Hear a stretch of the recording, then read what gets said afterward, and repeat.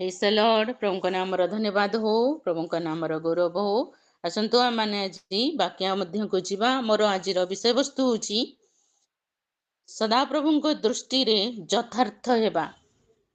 वर्ष गुड़िक परमेश्वर मानकर जीवन देले। कहीं कहीं 20 वर्ष अच्छा, कहीं कहीं 30 35, कहीं कहीं 40 45, कहीं 50 55, तो कहीं 60 उपर मात्र परमेश्वर अनेक गुड़े वर्ष आम मानकर जीवन बेले आम मैंने से वर्ष गुड़ी किपरि भाव में क्षेपण करूँ आम मैंने जानू। मात्र अनेक विषय मानकर करिबार थिले मध्य आम माने करि पारि नाहु। अनेक विषय आम माने आज पछरे पड़ी जाइछु। अनेक विषय मध्य आम मानकु आहुरी करिबार जो उद्योगिता रही आवश्यकता अच्छे ता मध्य नाही। अनेक विषय आम दुर्बल अटु, अनेक विषय आम माने पछरे अछु। एभली परिस्थिति गुड़िक देकी जाउथिला बेले आज प्रभु आम मानकु केतोटी विषय कहिबा पई जाउचंती। आम माने ताहा देखिबा पई जीवा। सदा प्रभुଙ୍କ दृष्टि रे यथार्थ हेबा। यथार्थ अर्थ राइट बा जहाँ ठीक। सदाप्रभुଙ୍କ दृष्टि रे जोटा ठीक आमे ताहा ही करिबा।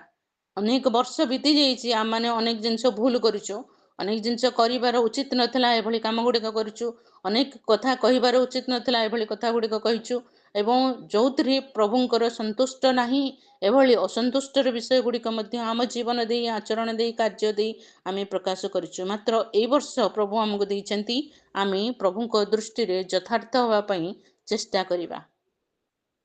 प्रभु आम मान साहाय्य करंतु। आसंतु आम मैंने गोटे वाक्यांश मध्य को जीवा। आ भितर दे गला बेले आपण माने अनेक विषय जानिबा पई सक्षम हेबे। प्रभु आम मान को साहाय्य करंतु। आम मैंने गोटे वाक्य पढ़िबा। द्वितीय विवरणी तार 16 अध्याय तार 20 पद। द्वितीय विवरणी तार 16 अध्याय तार 20 पद। एठी गोटे सुंदर विषय लिखा जाए, जहाँ सर्वतो भावे यथार्थ तुम्भे तहिर अनुगामी हो, तहिरे तुम्भे बंचिब और सदा प्रभु तुम्भ परमेश्वर जो देश दियंती ताहा अधिकार करिब। जहाँ सर्वतो भावे यथार्थ, जहाँ सबुठारु बेस्ट, जहाँ सबुठारु ठीक, जहाँ सबुठारु न्याज्य बा जहाँ सबुठारु उत्तम ताहार अनुगामी हुओ, तहिर अनुगामी हुओ, तहिरे तुम्भे बंचिब। केमती बंचिब?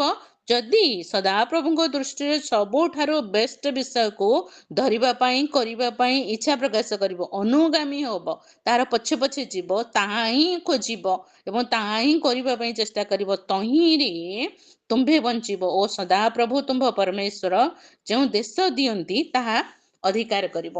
या इस्राएल मानक निमंते ओ कथित अछि। मात्र या केवल इस्राएल मानक निमंते नुहे, मात्र आम समस्त निमंते अटे। परमेश्वर से एक देश देवाई प्रतिज्ञा करथिले, सेमाने ताहा अधिकार करिया पई जाउथिले। ता पूर्वरु जस्ट सेमान को कहा जाइछि कि तुमे माने जहाँ यथार्थ ताहा ही कर, तहिरे तुमे बंचिब एवं सर्वत्व भावे जोटा ठीक। अनेक दिन गुड़िक आम मान जीवन में बही जहाँ ठीक नहीं एभली विषय गुड़िकर पछे पछे आम मैंने जाइछु। जहाँ उचित नहीं एभली विषय गुड़िक आम सपोर्ट करिछु। जहाँ उचित नहीं एभली कथा गुड़िक आम मैंने कहिछु। जहाँ उचित नहीं एभली काम गुड़िक आम जीवन देके मध्य आमे प्रकाशित करुछु। मात्र प्रभु मन को गोटे वर्ष देइछंती, नुआ वर्ष देइछंती। एई वर्षरे आमे माने प्रभुଙ୍କ दृष्टि जहाँ यथार्थ, जहाँ ठीक, जहाँ न्याज्य ताहा करिबा पई यत्नवान हो, तहिरे आम्भे माने बंचिबा। देखंतु जगतर परिस्थिति वर्तमान देखंतु केते भयंकर हो जाइछि।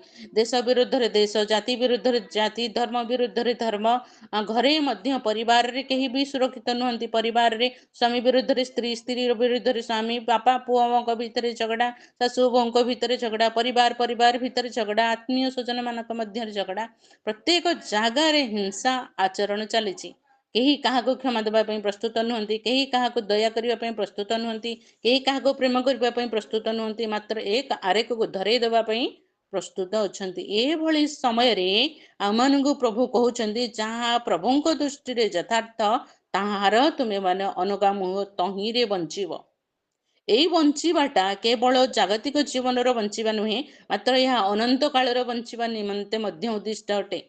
आमाने केवल जगत रे बंचिबा पई जदि चेष्टा करू ताहले कंप्रोमाइज करिकि बंचिबा पई कि लोक माने जीवे, कारण समय मंद अटे। এই ମନ୍ଦ ସମୟରେ ଭଲ କାର୍ଯ୍ୟ କରୁଥିବା ଲୋକମାନେ ସହଜରେ ଧରା ପଡ଼ିଯିବେ ଏବଂ ସହଜରେ ଧରା ପଡ଼ିଲେ ସେମାନଙ୍କର ଅବସ୍ଥା ସାଂଘାତିକ ହୁଏ। ଏହା ଜଗତ କହୁଛି, ମାତ୍ର ପ୍ରଭୁ କ'ଣ କହୁଛନ୍ତି? ଯାହା ଉଚିତ, ଯାହା ଯଥାର୍ଥ, ତହିଁର ଅନୁଗାମ ହେଲେ ତୁମେମାନେ ତହିଁରେ ତୁମ୍ଭେ ବଞ୍ଚିବ।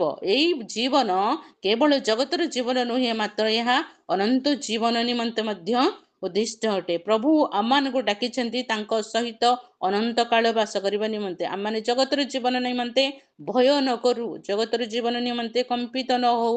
ଜଗତର ପରିସ୍ଥିତି ଗୁଡ଼ାକ ଦେଖିବା ବେଳେ ଆମେମାନେ କିପରି ଆ ଭିତରେ ସେଟଲ ହେଇକି ବଞ୍ଚିବା ସେ ବିଷୟରେ ବ୍ୟକ୍ତିବ୍ୟସ୍ତ ନ ହଉ, ମାତ୍ର ଅନନ୍ତ କାଳର ଜୀବନ ନିମନ୍ତେ ଆମମାନେ ଚେଷ୍ଟା କରୁ। ଯାହା ସର୍ବୋତ୍ତ ଭାବେ ଯଥାର୍ଥ ତାହାର ଅନୁଗାମୀ ହଉ। ପ୍ରଭୁ ଆମମାନଙ୍କୁ ସାହାଯ୍ୟ କରନ୍ତୁ ଏ ଦିନ ଗୁଡ଼ିକରେ ଏସବୁ ବିଷୟ ବୁଝିବା ନିମନ୍ତେ। ମୋ ମନରେ ପ୍ରଭୁ ଆପଣମାନଙ୍କ ନିମନ୍ତେ ବା ମୋର ବ୍ୟକ୍ତିଗତ ଜୀବନ ନିମନ୍ତେ ମଧ୍ୟ ଏ ବାକ୍ୟ ଗୁଡ଼ିକ ଜରୁରୀ ଅଟେ। ଯେଉଁ ବାକ୍ୟ ଗୁଡ଼ିକ ପ୍ରଭୁ ମୋ ହୃଦୟରେ ଦେଇଛନ୍ତି ମୁଁ ତାହା ହିଁ ଆପଣମାନଙ୍କ ସମ୍ମୁଖରେ ରଖୁଛି। ପ୍ରଭୁ ଆମମାନଙ୍କୁ ପ୍ରତ୍ୟେକଙ୍କୁ ସାହାଯ୍ୟ କରନ୍ତୁ। ମୁଁ ଶିଖଉଛି ବୋଲି ମୁଁ ଏହାର ଅନ୍ତର୍ଭୁକ୍ତ ନୁହେଁ, ତାହା ନୁହେଁ। ଏ ବାକ୍ୟ ଆମ ସମସ୍ତଙ୍କ ପାଇଁ ଜରୁରୀ ଅଟେ। ଏ ଦିନ ଗୁଡ଼ିକ ନିମନ୍ତେ ଏହା ପ୍ରଭୁଙ୍କର ନିର୍ଦ୍ଦେଶ ଅଟେ କି ଆମେମାନେ ପ୍ରଭୁଙ୍କ ଦୃଷ୍ଟିରେ ଯାହା ଯଥାର୍ଥ ତାହା କରିବା ପାଇଁ ଚେଷ୍ଟା କରୁ, ଯଥାର୍ଥତାର ଅନୁଗାମୀ ହଉ, ତାହେଲେ ଆମେମାନେ ବଞ୍ଚିବା। ପ୍ରଭୁ ଆମମାନଙ୍କୁ ସାହାଯ୍ୟ କରନ୍ତୁ। ଆସନ୍ତୁ ଆମମାନେ ଆଉ ଗୋଟେ ବାକ୍ୟ ପଢ଼ିବା ପାଇଁ ଯିବା। ଗଣନା ପୁସ୍ତକ ତାର 27ର 7 ପଦ। ଗଣନା ପୁସ୍ତକ ତାର 27ର 7 ପଦ। ଏଠି ଲେଖାଯାଉଛି, ସଲଫାଦର କନ୍ୟାଗଣ ଯଥାର୍ଥ କହୁଅଛନ୍ତି, ତୁମ୍ଭେ ସେମାନଙ୍କ ପିତୃବଂଶୀୟ ଭ୍ରାତୃଗଣ ମଧ୍ୟରେ ଅବଶ୍ୟ ସେମାନଙ୍କୁ ପୈତୃକ ବଂଶାଧିକାର ଦେବ, ପୁଣି ତୁମ୍ଭେ ସେମାନଙ୍କୁ ସେମାନଙ୍କ ପୈତୃକ ଅଧିକାର ସମର୍ପଣ କରିବ। କୋଉମାନେ କହୁଛନ୍ତି? ସଲଫାଦର କନ୍ୟାଗଣ ଯଥାର୍ଥ କହୁଅଛନ୍ତି। ଦେଖନ୍ତୁ, ଏଟା ଗଣନା ପୁସ୍ତକ, ଏ ମୋଶାଙ୍କର ସମୟ ଅଛି ଏବଂ ଇସ୍ରାଏଲ ମାନଙ୍କର ସମୟ ଅଛି। ଏଇ ସମୟ ଗୁଡ଼ିକ ମଧ୍ୟରେ ବିଶେଷ କରି ବଂଶାବଳୀ ଯେତେବେଳେ ଦେଖାଯାଏ, ସେତେବେଳେ ବା ଅଧିକାର ଯେତେବେଳେ ଦେଖାଯାଏ, ସେତେବେଳେ ସାଧାରଣ ଭାବରେ ପିତୃବଂଶକୁ ଦେଖାଯାଏ। ପୁତ୍ର ମାନଙ୍କର ନାମ ପ୍ରଥମେ ଉଲ୍ଲେଖ କରାଯାଏ, ବା ପିତାର ସମ୍ପତ୍ତି ପାଇବା ପାଇଁ ହେଲେ ପୁତ୍ରମାନଙ୍କ ନାମ ପ୍ରଥମେ ଆସିବେ, ଆଉ ଜ୍ୟେଷ୍ଠ ପୁତ୍ରର ନାମ ଆହୁରି ଶୀଘ୍ର ଆସିବ। ପ୍ରଥମେ ଅଧିକାର ଜ୍ୟେଷ୍ଠ ପୁତ୍ରକୁ ଦିଆଯିବ, ତା ପରବର୍ତ୍ତୀ ଅଧିକାର ପରବର୍ତ୍ତୀ ପୁତ୍ରମାନଙ୍କୁ ଭାଗ ବାଣ୍ଟି କରି ଦିଆଯିବ। ଯଦି କାହାର ପୁତ୍ର ନାହିଁ, ତାହେଲେ ତାର ବଂଶର ଅଧିକାରକୁ ତାର ଭାଇମାନଙ୍କର ବଂଶରେ ଯଦି କୋଉ ପୁତ୍ରମାନେ ଅଛନ୍ତି ସେମାନଙ୍କୁ ଦେଇ ଦିଆଯିବ। ମାତ୍ର କନ୍ୟା ମାନଙ୍କର ସ୍ଥାନ ନଥିଲା, କନ୍ୟାମାନଙ୍କୁ କୌଣସି ଅଧିକାର ଦିଆଯାଉ ନଥିଲା। ଏଇ ସମୟରେ କେତେ ଜଣ କନ୍ୟା ବାହାରିଛନ୍ତି? କୋଉମାନେ? ସଲଫାଦର କନ୍ୟାଗଣ, ମାନେ ସଲଫାଦ ତାଙ୍କର ଝିଅମାନେ। ଏଇ ଝିଅ ମାନଙ୍କର ଆପଣ ଯଦି 27 ଅଧ୍ୟାୟ ତାର 1ରୁ ଟିକେ ପଢି ପଢି ଆସିବେ, ଦେଖିପାରିବେ। ମୁଁ 4 ପଦ ପଢୁଛି, ନାଇଁ 3 ପଦ ପଢୁଛି। ଆମ୍ଭମାନଙ୍କ ପିତା ପ୍ରାନ୍ତରରେ ମଲେ, ପୁଣି ଯେଉଁ କୋରହର ଦଳ ସଦାପ୍ରଭୁଙ୍କ ପ୍ରତିକୂଳରେ ଆପଣାମାନଙ୍କୁ ଏକତ୍ର କରିଥିଲେ, ସେହି ଦଳ ମଧ୍ୟରେ ସେ ନଥିଲେ, ମାତ୍ର ସେ ଆପଣା ପାପରେ ମଲେ, ଆଉ ତାଙ୍କର ପୁତ୍ର ନଥିଲା। ସଲଫାଦଙ୍କର ପୁତ୍ର ନଥିଲା। ଝିଅମାନେ କ'ଣ କହୁଛନ୍ତି? ଆମ୍ଭମାନଙ୍କ ପିତାଙ୍କର ପୁତ୍ର ନଥିବା ସକାଶୁ କି ହେତୁ ତାଙ୍କର ନାମ ତାଙ୍କ ବଂଶରୁ ଲୋପ ପାଇବ? ଆମ୍ଭମାନଙ୍କ ପିତୃବଂଶୀୟ ଭାଇମାନଙ୍କ ମଧ୍ୟରେ ଆମ୍ଭମାନଙ୍କୁ ଅଧିକାର ଦିଅ। ପିତୃବଂଶର ଅଧିକାର ଦାବି କରୁଛନ୍ତି ସେ ଝିଅମାନେ ଆସିକି। ତାପରେ ଏଇ ଘଟଣା ସେ ମୂଷାଙ୍କ ସମ୍ମୁଖରେ କହୁଥିଲେ। ଏଥିରେ ମୂଷା ସଦାପ୍ରଭୁଙ୍କ ସମ୍ମୁଖରେ ସେମାନଙ୍କର ବିଚାର ଉପସ୍ଥିତ କରାଇଲେ। ତହୁଁ ସଦାପ୍ରଭୁ ମୂଷାଙ୍କୁ ଉତ୍ତର ଦେଲେ। କ'ଣ କହୁଛନ୍ତି? ସଲଫାଦର କନ୍ୟାଗଣ ଯଥାର୍ଥ କହୁଅଛନ୍ତି। ଦେଖନ୍ତୁ, କନ୍ୟା ମାନଙ୍କର କହିବାର ଅଧିକାର, କନ୍ୟା ମାନଙ୍କର ପୈତୃକ ସମ୍ପତ୍ତିର ଅଧିକାର, କନ୍ୟା ମାନଙ୍କୁ ଏକ ଜ୍ୟେଷ୍ଠ ଅଧିକାର ଦେବାର ସମୟ ସେତେବେଳେ ନଥିଲା। ସେ ସମୟରେ ଏ କନ୍ୟା ମାନେ ନିଜ ପିତୃବଂଶ ପାଇଁ ଠିଆ ହଉଛନ୍ତି, ମୂଷାଙ୍କ ସମ୍ମୁଖରେ ଆସୁଛନ୍ତି ଆଉ ନିଜର ଦାବି ଉପସ୍ଥାପନ କରୁଛନ୍ତି। କନ୍ୟା ମାନେ କ'ଣ କହୁଛନ୍ତି? ଯଥାର୍ଥ କହୁଛନ୍ତି। ତାଙ୍କର ମୁଖର କଥା ଠିକ ଥିଲା, ତାଙ୍କର ମୁଖର କଥା ମୂଷାଙ୍କ ଦୃଷ୍ଟିରେ ମଧ୍ୟ ଠିକ ଥିଲା, ତାଙ୍କର ମୁଖର କଥା ସଦାପ୍ରଭୁଙ୍କ ଦୃଷ୍ଟିରେ ମଧ୍ୟ ଠିକ ଥିଲା। ପରମେଶ୍ୱର କ'ଣ କହିଲେ? ସଦାପ୍ରଭୁ ମୂଷାଙ୍କୁ କହିଲେ, ସଲଫାଦର କନ୍ୟାଗଣ ଯଥାର୍ଥ କହୁଅଛନ୍ତି। ଆପଣଙ୍କର କଥା ମୋର କଥା ଯଥାର୍ଥ ହଉ, ଅଳ୍ପ କହୁ ମାତ୍ର ଠିକ କହୁ, ଅଳ୍ପ କହୁ ସଂକ୍ଷିପ୍ତରେ କହୁ ମାତ୍ର ତାହା ସତ୍ୟ ଥାଉ, ତାହା ନ୍ୟାଯ୍ୟ ଥାଉ, ତାହା ଉଚିତ ଥାଉ, ତାହା ଯଥାର୍ଥ ଥାଉ, ଠିକ ଥାଉ। ଶୁଣିବା ଲୋକମାନେ ହୁଏତ ସାଙ୍ଗେ ସାଙ୍ଗେ ତାକୁ ଗ୍ରହଣ କରି ନ ପାରନ୍ତି, ମାତ୍ର ପରବର୍ତ୍ତୀ ସମୟରେ ସେମାନେ ଯେତେବେଳେ ବିବେଚନା କରିବେ ସେମାନେ ଆପଣଙ୍କର ଏବଂ ମୋର କଥାକୁ ଯଥାର୍ଥ ବୋଲି ଯେପରି ମାନିବେ। ଏଇଭଳି କଥା କହିବା ପାଇଁ ଆମେ ଚେଷ୍ଟା କରୁ। କେବଳ ପିତୃବଂଶୀୟ ଅଧିକାର ପାଇବାର ବିଷୟ ନୁହେଁ, ମାତ୍ର ପ୍ରତିଟି ବିଷୟ। ବିଗତ ବର୍ଷ ଗୁଡାକରେ ଆମେ ଗୁଡାଏ ଅଯଥା କଥା କହିଛୁ, ଅଯଥା କଥା କହିଛୁ, ଯାଦ୍ୱାରା ଅନେକଙ୍କ ଭିତରେ ଅଶାନ୍ତି ହେଇଛି, କିମ୍ବା ଅନେକଙ୍କ ଭିତରେ କଳହ ସୃଷ୍ଟି ହେଇଛି, କିମ୍ବା ଅନେକଙ୍କ ଭିତରେ ମନମାଳିନ୍ୟ ସୃଷ୍ଟି ହେଇଛି, କିମ୍ବା କାହାକୁ ଆଘାତ ଦେଇଛି। ସେ ସମସ୍ତ ବିଷୟ ଗୁଡିକ ଆମେ ନୂତନ ବର୍ଷରେ ପ୍ରବେଶ କରିବା ପୂର୍ବରୁ ପ୍ରତ୍ୟେକଙ୍କୁ କ୍ଷମା ମାଗି ନେବାର ଅଛି, ପ୍ରତ୍ୟେକଙ୍କୁ କ୍ଷମା ମାଗି ନେବାର ଅଛି। ଆଉ ନୂତନ ବର୍ଷରେ ପ୍ରବେଶ କରିବା ପୂର୍ବରେ ଆମମାନେ ସଂକଳ୍ପ କରିବାର ଅଛି କି ଆମେମାନେ ଏଇ ବର୍ଷ ଯେପରି ଯଥାର୍ଥ କହିବା ପାଇଁ ଚେଷ୍ଟା କରୁ। ଆଉ ଆମର କଥା କେବଳ ଆମମାନଙ୍କର ଲିଡର୍ସ ମାନଙ୍କର ନୁହଁ, ମାତ୍ର ପରମେଶ୍ୱରଙ୍କ ଦୃଷ୍ଟିରେ ମଧ୍ୟ ଯଥାର୍ଥ ବା ଠିକ ଦେଖାଯାଉ। ଏ କଥା ମୂଷାଙ୍କ ଦୃଷ୍ଟିରେ ଠିକ ଥିଲା, ଏବଂ ସେ ଯେତେବେଳେ ଏଇ ବିଚାରକୁ ନେଇକି ପରମେଶ୍ୱରଙ୍କର ସମ୍ମୁଖରେ ରଖିଲେ, ପରମେଶ୍ୱର ମଧ୍ୟ ଏଇ କଥାକୁ ଯଥାର୍ଥ ବୋଲି ବିବେଚନା କଲେ। ପ୍ରଭୁ ଆମମାନଙ୍କୁ ବୁଝିବା ନିମନ୍ତେ ସାହାଯ୍ୟ କରନ୍ତୁ। ଆମେମାନେ ସଦାସର୍ବଦା ପ୍ରଭୁଙ୍କ ଦୃଷ୍ଟିରେ, ଲୋକମାନଙ୍କ ଦୃଷ୍ଟିରେ ଯଥାର୍ଥ ହବା ପାଇଁ ଚେଷ୍ଟା କରୁ। ସେ କ'ଣ କଲେ? ଯଥାର୍ଥ କହିଲେ। ପ୍ରଥମ ବିଷୟ ଥିଲା ଯଥାର୍ଥତାର ଅନୁଗାମୀ ହେବା, ଦ୍ୱିତୀୟ ବିଷୟ ହେଉଛି ଯଥାର୍ଥ କହିବା, ତୃତୀୟ ବିଷୟ ଆମେ ଦେଖିବା ଯଥାର୍ଥ ବୋଧ ହେବା। ଦ୍ୱିତୀୟ ବଂଶାବଳୀ ତାର 30 ଅଧ୍ୟାୟ ତାର 4 ପଦ। ଦ୍ୱିତୀୟ ବଂଶାବଳୀ ତାର 30 ଅଧ୍ୟାୟ 4 ପଦ। ଏଠି ଗୋଟିଏ ସୁନ୍ଦର ବିଷୟ ଲେଖାଯାଉଛି। ଏ ବିଷୟ ରାଜାଙ୍କର ଓ ସମଗ୍ର ସମାଜର ଦୃଷ୍ଟିରେ ଯଥାର୍ଥ ବୋଧ ହେଲା। ବୋଧ ହେବା ମାନେ କ'ଣ? ସେମାନଙ୍କର ଉଦ୍ବୋଧ ହେଲା ବା ବିଚାର ସମୟରେ ସେଟା ଉଚିତ ଜଣା ପଡ଼ିଲା। ଯଥାର୍ଥ ବୋଧ ହେବା। ଦେଖନ୍ତୁ, ଏଠି ଗୋଟିଏ ଘଟଣା ଘଟିଛି।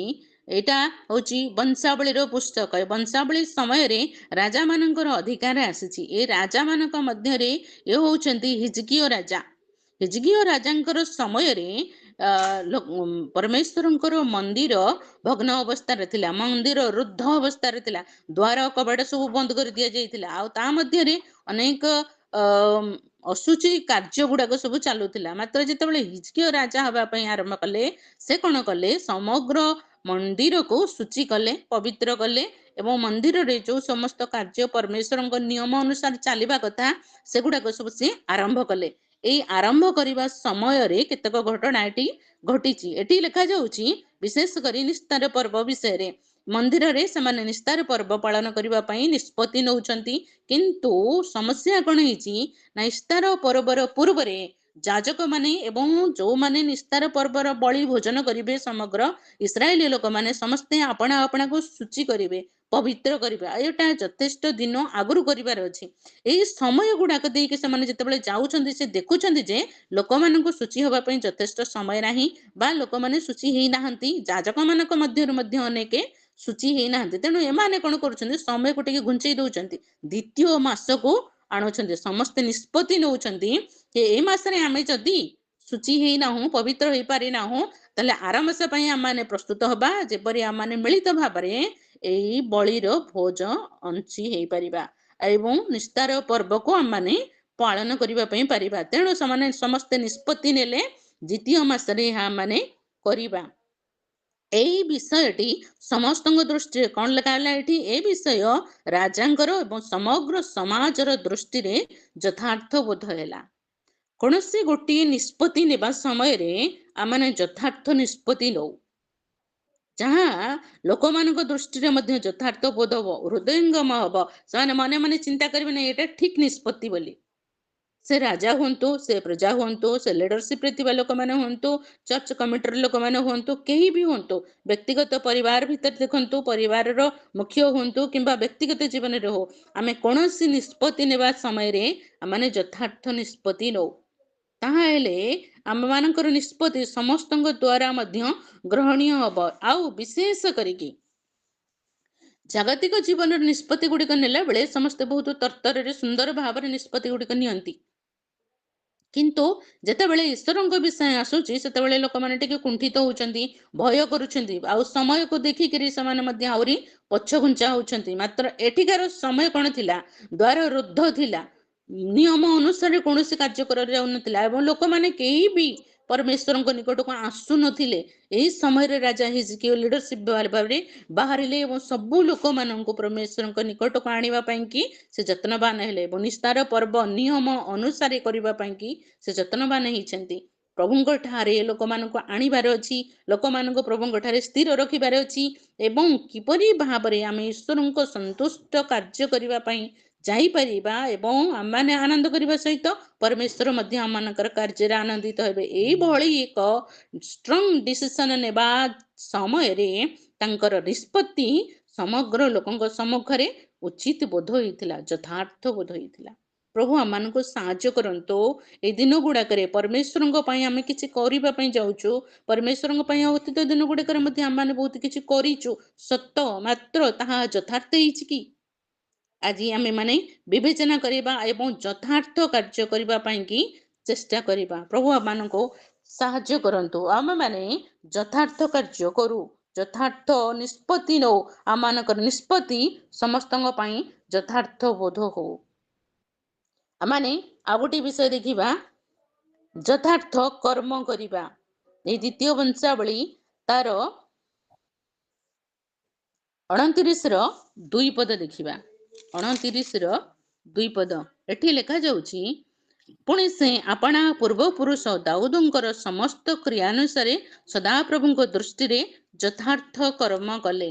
ଏହା ହିଜକିୟା ରାଜାଙ୍କ ବିଷୟରେ ଲେଖାଯାଉଛି, ସେ ଯଥାର୍ଥ କର୍ମ କଲେ। ଆଉ ଗୋଟିଏ ବାକ୍ୟ ଦେଖିବା 31-20 ପଦ। ଏଠି ମଧ୍ୟ ହିଜକିୟା ରାଜାଙ୍କ ବିଷୟରେ ଲେଖାଯାଉଛି, 20 ପଦ ଲେଖାଯାଉଛି, ହିଜକିୟା ଯହୂଦାର ସର୍ବତ୍ର ଏ ପ୍ରକାର କଲେ, ପୁଣି ସଦାପ୍ରଭୁ ଆପଣା ପରମେଶ୍ୱରଙ୍କ ଦୃଷ୍ଟିରେ ଉତ୍ତମ ଓ ଯଥାର୍ଥ ଓ ବିଶ୍ୱସ୍ତତାର କର୍ମ କଲେ। ତାଙ୍କର କର୍ମ ବିଶ୍ୱସ୍ତ କର୍ମ ଥିଲା, ଉତ୍ତମ କର୍ମ ଥିଲା ଏବଂ ଈଶ୍ୱରଙ୍କ ଦୃଷ୍ଟିରେ ଯଥାର୍ଥ କର୍ମ ଥିଲା। କିନ୍ତୁ ଆମେ ଆଉ ଜଣଙ୍କ ବିଷୟରେ ଦେଖିବା, ସେ ହେଉଛନ୍ତି ଏହି ଦ୍ୱିତୀୟ ବଂଶାବଳୀ 25-2 ପଦ। ଏଠି ଅମତ୍ସ୍ୟଙ୍କ ବିଷୟରେ ଲେଖାଯାଉଛି। 2 ପଦରେ କ'ଣ ଲେଖାଯାଉଛି? ସେ ସଦାପ୍ରଭୁଙ୍କ ଦୃଷ୍ଟିରେ ଯଥାର୍ଥ କର୍ମ କଲେ, ମାତ୍ର ସିଦ୍ଧ ଅନ୍ତଃକରଣରେ କଲେ ନାହିଁ। ଦେଖନ୍ତୁ, ଏଠି ଅମତ୍ସ୍ୟଙ୍କ ବିଷୟରେ ଲେଖାଯାଉଛି। ଅମତ୍ସ୍ୟ କ'ଣ କଲେ? ପ୍ରଭୁଙ୍କ ଦୃଷ୍ଟିରେ ଯଥାର୍ଥ କର୍ମ କଲେ ସତ, ମାତ୍ର ସିଦ୍ଧ ଅନ୍ତଃକରଣରେ କଲେ ନାହିଁ। ପ୍ରଭୁ କାର୍ଯ୍ୟ ଦେଖିବା ପରମେଶ୍ୱର ନୁହନ୍ତି, ପ୍ରଭୁ ବାହିକ ବିଷୟ ଦେଖିବା ପରମେଶ୍ୱର ନୁହନ୍ତି, ପ୍ରଭୁ ମୁଖର କଥା ଶୁଣିବାର ପରମେଶ୍ୱର ନୁହନ୍ତି, ସେ ମୁଖାପେକ୍ଷା କରିବାର ଈଶ୍ୱର ନୁହନ୍ତି, ମାତ୍ର ସେ କିପରି ଈଶ୍ୱର? ଅନ୍ତଃକରଣକୁ ଦେଖିବାର ଈଶ୍ୱର ଅଟନ୍ତି। ଏ କ'ଣ କଲେ? ଅମତ୍ସ୍ୟ ଛଳନା ଭାବରେ କାର୍ଯ୍ୟ କଲେ। ଉପରକୁ ବହୁତ ବଢିଆ ଥିଲା, ମାତ୍ର ତାଙ୍କର ଅନ୍ତଃକରଣ ପରମେଶ୍ୱରଙ୍କ ଠାରେ ସିଦ୍ଧ ନଥିଲା। ମାତ୍ର ହିଜକିୟା ରାଜା ଯେତେ ସବୁ କାର୍ଯ୍ୟ କରିଛନ୍ତି, ସବୁଗୁଡ଼ିକ ପରମେଶ୍ୱରଙ୍କ ଦୃଷ୍ଟିରେ ଯଥାର୍ଥ ଥିଲା, ଉତ୍ତମ ଥିଲା, ବିଶ୍ୱସ୍ତ ଥିଲା। ଦେଖନ୍ତୁ, ଆମେମାନେ ପ୍ରଭୁଙ୍କ ପାଇଁ କ'ଣ ସବୁ କରିଯାଇଛୁ, ଆଉ ଏ ଦିନ ଗୁଡ଼ିକରେ ଯଦି ସୁଯୋଗ ମିଳୁଛି ଆମମାନେ ଆହୁରି କିଛି ମଧ୍ୟ କରିବା ପାଇଁ ଯିବା, କିନ୍ତୁ ଆମର କାର୍ଯ୍ୟ ଈଶ୍ୱରଙ୍କ ଦୃଷ୍ଟିରେ ଯଥାର୍ଥ ହେଉଛି କି? ଏଠି 31-20 ପଦରେ କେତେ ସୁନ୍ଦର ଲେଖାଯାଇଛି, ପୁଣି ସଦାପ୍ରଭୁ ଆପଣା ପରମେଶ୍ୱରଙ୍କ ଦୃଷ୍ଟିରେ ଉତ୍ତମ ଓ ଯଥାର୍ଥ ଓ ବିଶ୍ୱସ୍ତତାର କର୍ମ କଲେ। ପ୍ରଭୁ ଚାହାନ୍ତି ଆମମାନେ ବିଶ୍ୱସ୍ତ ରହୁ, ଆମର କର୍ମ ବିଶ୍ୱସ୍ତତାର କର୍ମ ହଉ, ଉତ୍ତମ କର୍ମ ହଉ, ଯଥାର୍ଥ କର୍ମ ହଉ। ତଦ୍ୱାରା ଈଶ୍ୱର ସନ୍ତୁଷ୍ଟ ହେବେ, ଈଶ୍ୱର ଆମଠାରେ ଆନନ୍ଦ କରିବେ, ଈଶ୍ୱର ଆମକୁ ତାଙ୍କର ଦାସ ଦାସୀ ବା ସନ୍ତାନ ସନ୍ତତି ଭାବରେ ପାଇଥିବାରୁ ଆନନ୍ଦ ଅନୁଭବ କରିବେ, ଗର୍ବ ଅନୁଭବ କରିବେ। ଆମେମାନେ ସବୁବେଳେ ଚାହୁଁଛୁ, କହୁଛୁ ମଧ୍ୟ କି ଆମମାନେ ମହାନ ଈଶ୍ୱରଙ୍କୁ ପାଇଛୁ, ମାତ୍ର ଈଶ୍ୱର କହୁଛନ୍ତି କି ଆମମାନେ ମହାନ ଦାସ ଦାସୀ ପାଇଛୁ ବୋଲି, ମହାନ ସନ୍ତାନ ସନ୍ତତି ପାଇଛୁ ବୋଲି, ମହାନ ପୁତ୍ର କନ୍ୟା ପାଇଛୁ ବୋଲି?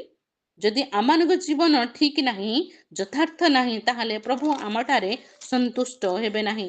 ଆମେ କେତେ ବି ପ୍ରଭୁ ଭଲ ପାଇଛୁ ବୋଲି କହିଲେ ମଧ୍ୟ ତାହା ଈଶ୍ୱରଙ୍କୁ ସାଟିସ୍ଫାଏ କରିବ ନାହିଁ। ପ୍ରଭୁ ଆମମାନଙ୍କୁ ଅନୁଗ୍ରହ କରନ୍ତୁ, ଏଇ ବର୍ଷ ଆମମାନେ ଯେପରି ଈଶ୍ୱରଙ୍କ ଦୃଷ୍ଟିରେ ଯଥାର୍ଥ କର୍ମ କରିବାର ପାଇଁ ସକ୍ଷମ ହେବା ପାଇଁ ପାରିବା। ପ୍ରଭୁ ଆମମାନଙ୍କୁ ସାହାଯ୍ୟ କରନ୍ତୁ। ଆଉ ଗୋଟିଏ ବିଷୟ ଦେଖିବା, ତାହା ଆପଣମାନେ ପାଇପାରିବେ ହିତୋପଦେଶ ତାର 11-1 ପଦ। ହିତୋପଦେଶ ତାର 11-1 ପଦ। ଏଠି ଲେଖାଯାଉଛି, ଅଯଥାର୍ଥ ନୀତି ସଦାପ୍ରଭୁଙ୍କର ଘୃଣା ବିଷୟ, ମାତ୍ର ଯଥାର୍ଥ ବଟକରା ତାହାଙ୍କର ତୁଷ୍ଟିକର। ଅଯଥାର୍ଥ ନୀତି, ସେଥିପାଇଁ ଅନେକ ବିଷୟ ଆମେ ଅଯଥା ଭାବରେ କରିଯାଇଛୁ। ଗୁଡ଼ାଏ କାମ କରିଛୁ, ଅଯଥା କାମ, ଯେଉଁ ତାର କିଛି ମୂଲ୍ୟ ରହିଲା ନାହିଁ, ଯାହା କାହାକୁ ବି ଇମ୍ପ୍ରେସ୍ କରିପାରିଲା ନାହିଁ, ଯାହା ସଦାପ୍ରଭୁଙ୍କୁ ମଧ୍ୟ ସନ୍ତୁଷ୍ଟ କରିପାରିଲା ନାହିଁ କି ଲୋକମାନଙ୍କୁ ସନ୍ତୁଷ୍ଟ କରିପାରିଲା ନାହିଁ। ଅଯଥାରେ ସମୟ ଗୁଡ଼ାକ ନଷ୍ଟ ହେଲା। ଅଯଥା କର୍ମ କରିଛୁ, ଅଯଥା ସମୟ ନଷ୍ଟ କରିଛୁ, ଅଯଥା କଥା ଗୁଡ଼ାକ କହିଛୁ। ମାତ୍ର ପରମେଶ୍ୱର କ'ଣ କରୁଛନ୍ତି? ସେଗୁଡ଼ାକୁ ଘୃଣା କରୁଛନ୍ତି। ଏଠି କ'ଣ ଲେଖା ହେଲା? ଅଯଥାର୍ଥ ନୀତି ସଦାପ୍ରଭୁଙ୍କର ଘୃଣା ବିଷୟ। ସକଳ ଅଯଥା ବିଷୟ ଈଶ୍ୱର ଘୃଣା କରିବେ, ମାତ୍ର ଯାହା ଯଥାର୍ଥ ତାହାକୁ ପ୍ରଭୁ ସନ୍ତୁଷ୍ଟ ହେବେ। ଲେଖାଯାଉଛି କ'ଣ? ଯଥାର୍ଥ ବଟକରା ତାହାଙ୍କର ତୁଷ୍ଟିକର। ଏଇ ନୀତି ଆଉ ବଟକରା ଆଉ ଓଜନର ମାପ ବିଷୟ ଅଟେ। ନୀତିରେ ସାମାନ ଥୁଆଯାଏ, ଆଉ ବଟକରାରେ ତାକୁ ତୋଲାଯାଏ। କେତେ ଗ୍ରାମ ହେଲା, କେତେ କିଲୋଗ୍ରାମ ହେଲା, କ'ଣ ହେଲା, ଏହି ସମସ୍ତ ବିଷୟ ଗୁଡ଼ିକ ତୋଲାଯାଏ। ଆମର ଜୀବନ ପାଇଁ ଏହା ଉପଯୁକ୍ତ ଅଟେ। କାରଣ କ'ଣ? ଆମେ କୌଣସି ବିଷୟକୁ କାହା ସହିତ କମ୍ପେୟାର କରୁଛୁ, କାହା ସହିତ ଆମେ ନିଜକୁ ମଧ୍ୟ କମ୍ପେୟାର କରୁଛୁ। ଅନେକ ଲୋକମାନେ ଅନ୍ୟାନ୍ୟ ଦେବାଦେବୀମାନଙ୍କ ସହିତ ମଧ୍ୟ ପ୍ରଭୁ ଯୀଶୁଖ୍ରୀଷ୍ଟଙ୍କୁ କମ୍ପେୟାର କରିବା ପାଇଁ ସାହସ କରୁଛନ୍ତି। ପ୍ରଭୁ ଆମମାନଙ୍କୁ ଅନୁଗ୍ରହ କରନ୍ତୁ, ଏ ସମସ୍ତ ବିଷୟ ଆମମାନଙ୍କ ଭିତରୁ ଦୂର ହଉ। କ'ଣ ଲେଖାଯାଉଛି? ଅଯଥାର୍ଥ ନୀତି ସଦାପ୍ରଭୁଙ୍କର ଘୃଣାର ବିଷୟ ଅଟେ। ନୀତିରେ ତଉଲା ଯାଉଛି। ଆମେ ଯଦି କୌଣସି ବିଷୟକୁ ତଉଲୁଛୁ, କମ୍ପେୟାର କରୁଛୁ, କୌଣସି ବିଷୟକୁ ଠିକ୍ ନା ଭୁଲ ବୋଲି ବାଛିବା ପାଇଁ ଯାଉଛୁ, ସେ ସମୟରେ ଅଯଥା ବିଷୟ ଗୁଡ଼ାକ ଠାରୁ ଦୂର ରହିବାର ଅଛି। ଅଯଥା କଥା କହୁଥିବା ଲୋକଙ୍କ ଠାରୁ ନିଜକୁ ଦୂର ରଖିବାର ଅଛି। ଅଯଥା ସମସ୍ୟା ଗୁଡ଼ାକ ଠାରୁ ନିଜକୁ ଦୂର ରଖିବାର ଅଛି। ଅଯଥା ଚିନ୍ତା ଠାରୁ ନିଜକୁ ଦୂର ରଖିବାର ଅଛି। ଅଯଥା କର୍ମ ଠାରୁ ନିଜକୁ ଦୂର ରଖିବାର ଅଛି। କାରଣ କ'ଣ? ଏ ସମସ୍ତ ବିଷୟ ଈଶ୍ୱରଙ୍କୁ ଘୃଣାର ବିଷୟ ଅଟେ। ମାତ୍ର ଯାହା ଯଥାର୍ଥ ତାହା ସଦାପ୍ରଭୁଙ୍କର ତୁଷ୍ଟିକର ଅଟେ। ସେଥିରେ ପ୍ରଭୁ ସନ୍ତୁଷ୍ଟ ହେଇଥାନ୍ତି। ପ୍ରଭୁ ଆମମାନଙ୍କୁ ଅନୁଗ୍ରହ କରନ୍ତୁ ଏ ସମସ୍ତ ବିଷୟ ଗୁଡ଼ିକ ବୁଝିପାରିବା ନିମନ୍ତେ। ଶେଷରେ ଆମମାନେ ଗୋଟିଏ ବାକ୍ୟାଂଶ ପଢ଼ିବା ପାଇଁ ଯିବା। ତାହା ହେଉଛି ଫିଲିପିଓ ପୁସ୍ତକ ତାର 4 ଅଧ୍ୟାୟ ତାର 8 ପଦ। ଫିଲିପିଓ ତାର 4 ଅଧ୍ୟାୟ ତାର 8 ପଦ। ଅବଶେଷରେ ହେ ଭ୍ରାତୃଗଣ, ଯାହା ଯାହା ସତ୍ୟ, ଯାହା ଯାହା ଆଦରଣୀୟ, ଯାହା ଯାହା ଯଥାର୍ଥ, ଯାହା ଯାହା ବିଶୁଦ୍ଧ, ଯାହା ଯାହା ପ୍ରୀତିଭାଜନ, ଯାହା ଯାହା ସୁଖ୍ୟାତିଯୁକ୍ତ, ଯେକୌଣସି ସଦ୍ଗୁଣ ଓ ପ୍ରଶଂସାର ବିଷୟ ଥାଏ, ସେହି ସମସ୍ତ ବିଷୟ ଚିନ୍ତା କର। ଦେଖନ୍ତୁ, ଅନେକ ଘଟଣା ଯେତେବେଳେ ଆମେ ଘଟି ଯାଉଛି ଆମର ସମ୍ମୁଖରେ, ଚତୁଃପାର୍ଶ୍ୱରେ, ସମସ୍ତ ବିଷୟ ଗୁଡ଼ାକ ଆମକୁ ଚିନ୍ତାରେ ପକେଇ ଦେଉଛି। ଏବେ ମୁଁ ଯେତିକି ଗୁଡ଼ିଏ ବିଷୟ କହିଲି, ଆପଣମାନେ ଶୁଣୁଥିବା ସମୟରେ ଯଦି ତାକୁ ଇମାଜିନ୍ କରୁଥିବେ, ଆପଣଙ୍କୁ ଚିନ୍ତାରେ ପକେଇ ଦେଉଥିବ। କେଉଁଟା କରିବା ଠିକ୍ ହେବ, କ'ଣ କହିବାଟା ଠିକ୍ ହେବ, କହିବା ପୂର୍ବରୁ 10 ଥର ଚିନ୍ତା କରିବା ପାଇଁ ପଡ଼ିବ। ଅନେକ ବିଷୟରେ ଆମମାନେ ଚିନ୍ତିତ ହେଇଯାଉ, ଭାରଗ୍ରସ୍ତ ହେଇଯାଉ, କେଉଁଟା ଠିକ୍ କେଉଁଟା ଭୁଲ, କନଫ୍ୟୁଜ୍ ହେଇଯାଉ। ଏଭଳି କ୍ଷେତ୍ରରେ ଶେଷରେ ମୁଁ ଏତିକି କହିବା ପାଇଁ ଚାହିଁବି, ହେ ମୋର ଭ୍ରାତୃଗଣ, ଯାହା ଯାହା ସତ୍ୟ ତାହା ହିଁ ଚିନ୍ତା କରନ୍ତୁ। ଯାହା ସତ୍ୟ ତାହା ହିଁ ଚିନ୍ତା କରନ୍ତୁ। ଯାହା ଯାହା ଆଦରଣୀୟ, ଯେଉଁ ବିଷୟ ଗୁଡ଼ିକ ଉପଯୁକ୍ତ ଆଦରର ବିଷୟ, ସେହି ବିଷୟ ଗୁଡ଼ିକ ହିଁ ଚିନ୍ତା କରନ୍ତୁ। ଯାହା ଯାହା ଯଥାର୍ଥ, ଯେଉଁଟା ଠିକ୍ ତାହା ହିଁ ଚିନ୍ତା କରନ୍ତୁ। ଯାହା ଯାହା ବିଶୁଦ୍ଧ ତାହା ହିଁ ଚିନ୍ତା କରନ୍ତୁ। ଯାହା ଯାହା ପ୍ରୀତିଭାଜନ, ଉତ୍ତମ ବା ସୁନ୍ଦର, ସେଭଳି ବିଷୟ ଗୁଡ଼ିକ ହିଁ ଚିନ୍ତା କରନ୍ତୁ। ଯାହା ଯାହା ସୁଖ୍ୟାତିଯୁକ୍ତ, ଯେକୌଣସି ସଦ୍ଗୁଣ ବା ପ୍ରଶଂସାର ବିଷୟ ଥାଏ, ସେହି ସମସ୍ତ ବିଷୟ ଚିନ୍ତା କରନ୍ତୁ। ଅଯଥା ଚିନ୍ତାରୁ ମୁକ୍ତ ରୁହନ୍ତୁ। 6 ପଦରେ ଲେଖାଯାଉଛି, କୌଣସି ବିଷୟରେ ଚିନ୍ତିତ ହୁଅ ନାହିଁ, କିନ୍ତୁ ସମସ୍ତ ବିଷୟରେ ପ୍ରାର୍ଥନା ଓ ବିନତି ସହ ଧନ୍ୟବାଦ ଦେଇ ତୁମ୍ଭମାନଙ୍କର ନିବେଦନ ସବୁ ଈଶ୍ୱରଙ୍କ ନିକଟରେ ଜଣାଅ। କୌଣସି ବିଷୟରେ ଚିନ୍ତିତ ହୁଅ ନାହିଁ, ମାତ୍ର ଏଇ ବିଷୟ ଗୁଡ଼ିକ ନେଇକି ଚିନ୍ତିତ ହୁଅନ୍ତୁ, ଯାହା ଠିକ୍, ଯାହା ଯଥାର୍ଥ। ଯଦି ସଠିକ୍ ବିଷୟରେ ଆମମାନେ ଚିନ୍ତିତ ହବୁ, ଅଯଥା ଚିନ୍ତାରୁ ରକ୍ଷା ପାଇପାରିବୁ। ଯଦି ଅଯଥା ଚିନ୍ତା ଭାବରେ ଆମେ ଭାସିଗଲୁ, ତାହେଲେ ଠିକ୍ ବିଷୟ ଆମମାନଙ୍କର ମୁଣ୍ଡରେ ପଶିବ ନାହିଁ। ଆମମାନେ ଠିକ୍ ବିଷୟରେ ଚିନ୍ତା ଯଦି ନ ରଖିପାରିବୁ, ଉତ୍ତମ ଡିସିସନ୍ ନେଇପାରିବୁ ନାହିଁ। ଉତ୍ତମ ଡିସିସନ୍ ଯଦି ନ ନେଇପାରିବୁ, ଉତ୍ତମ ଷ୍ଟେପ୍ ନେଇପାରିବୁ ନାହିଁ। ଉତ୍ତମ ଷ୍ଟେପ୍ ଯଦି ନ ନେଇପାରିବୁ, ଜୀବନରେ ଆଗକୁ ବଢ଼ିପାରିବୁ ନାହିଁ। ପ୍ରଭୁ ଆମମାନଙ୍କୁ ସାହାଯ୍ୟ କରନ୍ତୁ ଏ ସମସ୍ତ ବିଷୟ ଗୁଡ଼ିକ ବୁଝିପାରିବା ନିମନ୍ତେ। କିନ୍ତୁ ମୁଁ ଆପଣମାନଙ୍କୁ ଭାରଗ୍ରସ୍ତ କରିବା ପାଇଁ ଚାହେଁ ନାହିଁ, ଚିନ୍ତିତ କରିବା ପାଇଁ ଚାହେଁ ନାହିଁ। ମାତ୍ର ଯାହା ପ୍ରଭୁଙ୍କ ଦୃଷ୍ଟିରେ ଉତ୍ତମ, ଯାହା ପ୍ରଭୁଙ୍କ ଦୃଷ୍ଟିରେ ଯଥାର୍ଥ ତହିଁର ଆମମାନେ ଅନୁଗାମୀ ହଉ, ତଦ୍ୱାରା ଆମମାନେ ବଞ୍ଚିବା। କେବଳ ଜାଗତିକ ଜୀବନ ନୁହେଁ, ମାତ୍ର ଅନନ୍ତ ଜୀବନ ପର୍ଯ୍ୟନ୍ତ ମଧ୍ୟ ଆମମାନେ ଈଶ୍ୱରଙ୍କ ଠାରେ ସୁରକ୍ଷିତ ରହିପାରିବା। ପ୍ରଭୁ ଆମମାନଙ୍କୁ ଏଇ ଅଳ୍ପ ବାକ୍ୟରେ ଆଶୀର୍ବାଦ କରନ୍ତୁ।